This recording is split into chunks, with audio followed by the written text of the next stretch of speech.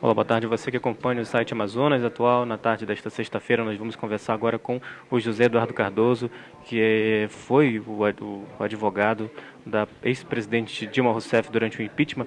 E agora nós vamos falar com ele que ele vai participar do evento Crise e Criminalização da Política, Eleições e Democracia.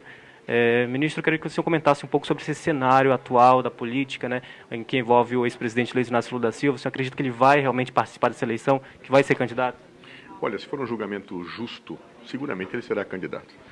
A sentença que condena o presidente Lula é uma sentença absolutamente arbitrária. E a própria lei de ficha limpa prevê, inclusive foi uma emenda que nós fizemos, eu e o então deputado Flávio Dino, né, prevendo que quando eu tenho uma situação dessa natureza e o recurso que se interpor contra a sentença for plausível, tem que se suspender os efeitos da decisão condenatória para fins de disputa eleitoral. Se for um julgamento justo, claro, como eu pessoalmente espero e confio nas instâncias judiciárias do nosso país, eu acredito que ele será candidato. E acho até mais, aqueles que querem afastá-lo das urnas erram.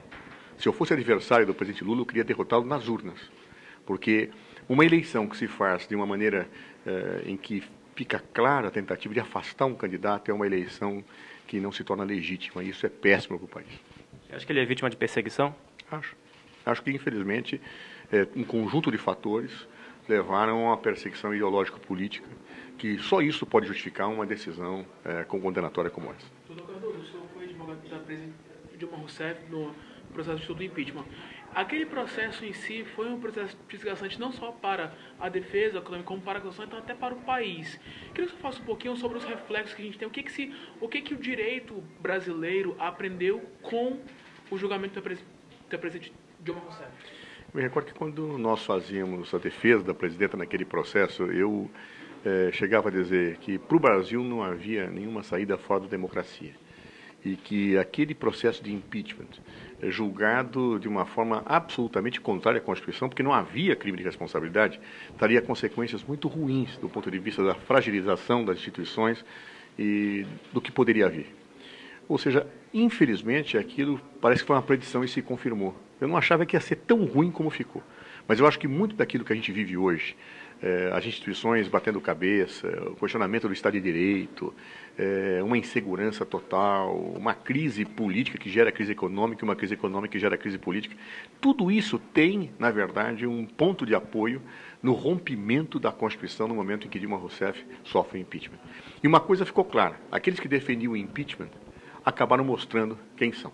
Ou seja, nós temos um suspeito, um dos principais articuladores, a dona Aécio Neves, acusado frontalmente, temos o presidente Michel Temer acusado frontalmente, todos que articularam o impeachment têm acusações frontais contra eles, enquanto que a presidenta Dilma Rousseff ela foi afastada da presidência da República por situações absolutamente descabidas do ponto de vista de configurar em crime de responsabilidade, daquele rompimento com a Constituição e com a democracia que lamentavelmente ocorreu. Esse tipo de evento que está acontecendo hoje em Manaus vem esclarecer dúvidas sobre como será a campanha de 2018? Sem sombra de dúvida. Eu acho que um evento como esse traz reflexões, traz uma dimensão de troca de ideias que é muito importante, especialmente no momento de estabilidade que nós vivemos. A impressão que se tem às vezes é que parece que não existe Constituição, que cada um acha que a Constituição é aquela que ele quer, e não aquilo que está vigente desde 5 de outubro de 1988. Né? Eu me lembro de um pensador francês que dizia: todo homem que tem o poder tende a dele abusar. E, infelizmente, o abuso de poder hoje, com desrespeito à Constituição, parece que é uma evidência. Então, portanto, um encontro como esse serve para que nós possamos refletir em relação ao que está acontecendo e evitar que as coisas continuem a se reproduzir.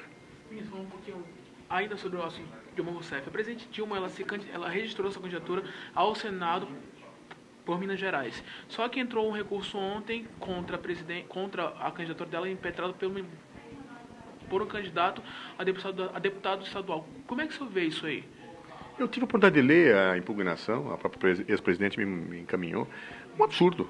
Quer dizer, eu vou dizer, um absurdo jurídico, um absurdo político. Né? No momento em que o Senado Federal decidiu pelo impeachment, houve também uma decisão do Senado Federal em não suspender os direitos políticos de Dilma Rousseff. Houve um mandado de segurança e a ministra relatora Rosa Weber não deu a liminar. Então, portanto, os direitos políticos dela não foram suspensos. E a tese é, não, os direitos políticos não foram suspensos, mas ela está inelegível pela lei da ficha limpa. Oh, meu Deus do céu, eu fui relator da lei da ficha limpa. A regra da lei da ficha limpa, ela tem uma associação intrínseca com a penalidade da suspensão dos direitos políticos. É por isso que a pessoa que perde o cargo, efetivamente, não pode ser candidata. Então, portanto, uma tese absolutamente incorreta. Além do que, se vocês lerem com atenção a lei da ficha limpa, ela não se aplica ao presidente da República. Ela diz exatamente os cargos a que se aplica. Então, portanto, acho que é juridicamente insustentável. Agora, o que é pior é tentarem mais uma vez um golpe para afastar um candidato. Será que essas pessoas não se convencem que tem que disputar nas urnas? Será que essas pessoas têm medo do povo? Será que essas pessoas não percebem que a democracia ela se constrói no voto? É triste ver que pessoas preferem antes a conspiração e o tapetão do que o resultado dado pelo povo nas urnas. Ministro, eu queria que o senhor comentasse também um pouco sobre a questão local. Aqui no Amazonas, o PSB ele coligou com o PT, mas o PT já tinha um acerto com o PCdoB para incluir a senadora Vanessa. Essa semana, a presidente do PT, Gleice Hoffmann, entrou com uma petição para pedir para que o PT possa incluir o PCdoB nessa coligação. Eu queria saber sobre essa questão. Quer dizer que o diretório regional não tem autonomia? Olha, essa é uma questão que eu acho que deve sempre ser decidida pelas nossas instâncias internas. Eu fui secretário-geral nacional do PT, sei de como é necessário que, no momento em que se trata de eleições, essas disputas sejam equacionadas pelas instâncias partidárias. Então, por essa razão, eu, como não discuti essa questão, apenas posso dizer que confio na direção do meu partido e que tomará sempre a decisão mais correta. Obrigado. A gente conversou com o ex-advogado da presidente Dilma Rousseff. E agora a gente vai conversar com... Qual é o seu nome? Fernando Neisser. Seu cargo. Eu sou advogado em direito eleitoral, professor. O senhor vai participar de um evento que traz aí o tema crise e criminalização da política, eleições e democracia. Como é que o senhor analisa todo esse cenário atual? A gente vive um momento muito complicado em que o descrédito da política tem feito com que o Poder Judiciário tente ocupar espaços que são próprios da política. E, portanto, novas interpretações são dadas a leis que já existem, tornando crime aquilo que nunca foi. Isso coloca a população contra a atividade política, isso afasta ainda mais as pessoas da política, coloca em ainda maior descrédito a nossa democracia, gerando um círculo que é vicioso. Ele não ajuda a população, não ajuda a sociedade, ainda que eu acredite que o nosso Poder Judiciário tem talvez boas intenções ao agir dessa forma. Na verdade, hoje nós vamos tentar demonstrar em quais circunstâncias, quando se analisa os processos criminais, quando analisa as ações de improbidade, o Judiciário, ao abrir as interpretações, ao aplicar essas leis da forma que elas nunca foram pensadas para ser aplicadas, acaba se jogando uma atividade normal, uma atividade política normal, para o rol das atividades ilegais. E isso é muito negativo para a sociedade. O que o Poder Judiciário está fazendo para combater isso? O Poder Judiciário, infelizmente, não parece ter aberto os olhos para esse cenário. Eles acreditam que a atuação que vem fazendo é correta e que estão ajudando a sociedade, quando, na verdade, me parece que eles estão clivando ainda mais, estão dividindo ainda mais a nossa sociedade.